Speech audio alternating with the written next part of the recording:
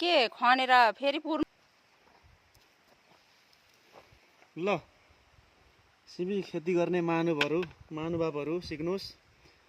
Urea यसरी लाउनुपर्छ। Urea खोलीमा लाउनुपर्छ। खोलीमा कहाँदेखि जरा आइपुग्छ? यो खोलीमा यसरी लाउने हो।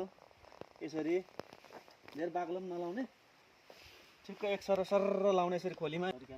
त्यो खोलीमा त लु जरा अहिले नै पुग्दैन है, त्यो कुरो चाहिँ हुँदैन होला जस्तो लाग्यो मलाई। बोटमा लाउँदै जाउँ नि त। होइन फेरि यो यस्तै मान्छेले गर्दा हो सिमी मर्ने। यस्तै मान्छेले गर्दाखेरि सिमी मर्ने।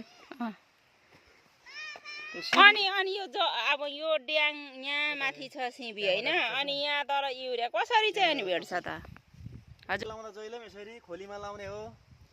त्यसपछि यसलाई 2-4 दिन हप्ता दिनपछि यसलाई गोडेर होइन दायाँ बायाँ माटो पल्टाइदिनुपर्छ। एकदम राम्रो भएर आउँछ सिमी। एकदम कोसा ठुल्ठुलो राम्रो फल्छ होइन, गुड हुन्छ।